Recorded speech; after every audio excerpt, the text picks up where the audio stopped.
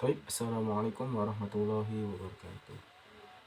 Baik, perkenalkan, Ismi Ali Nugroho dari jurusan Pendidikan Fisika dengan nomor NIM 1211070008. Oke, di sini saya akan review ulang kembali mengenai pembelajaran fikih yang berjudul hukum al-sunnah sebagai hukum Islam.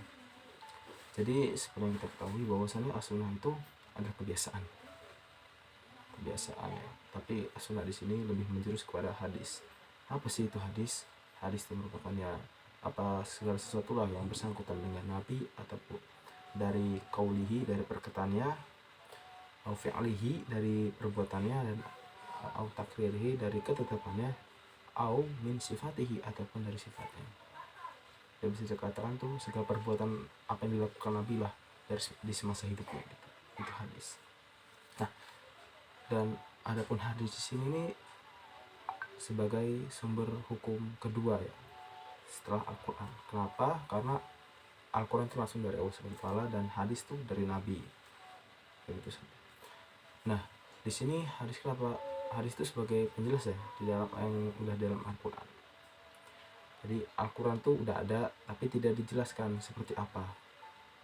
Dan ataupun di hadis itu dijelaskan lebih rinci seperti ini.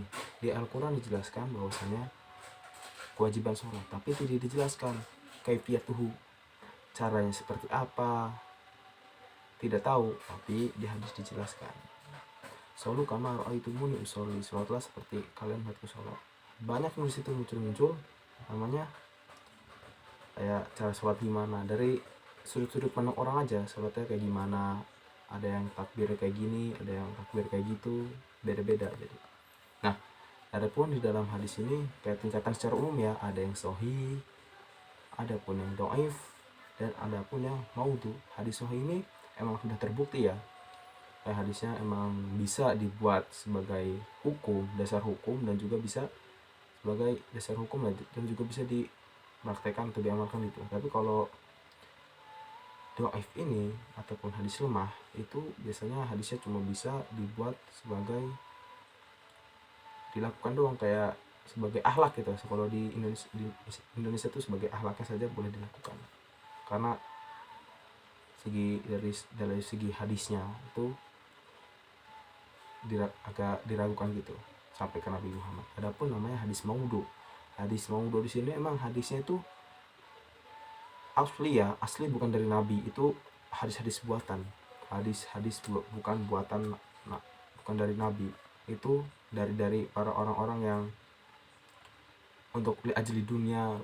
Ada yang bisa unsurnya li'ajli dunia, emang ada yang buat perdagangan, ada yang emang ahli-ahli zikir gitu kan, dilebih-lebihkan. Padahal Nabi tidak mengucapkan seperti itu. Nah, dan adapun kenapa hadis tidak dimunculkan pada masa Nabi, karena ditakutkan pada zaman Nabi itu hadis akan tercampur dengan Al-Quran gitu. Dan hadis sendiri ini dituliskan itu kalau tidak salah pada zamannya ke pemimpinannya Umar bin Abdul Aziz. Beliau itu yang mencetuskan bahwasannya hadis itu harus dibukukan. Dan adapun penulisnya tuh kalau tidak salah Abdu bin Umar bin Ash, kalau itu penulisannya, dan juga tim-tim yang lainnya lah. Nah, ya mungkin cukup itu saja dari saya. Semoga bermanfaat. Wabillahi taufiq wal hidayah. Wassalamualaikum warahmatullahi wabarakatuh.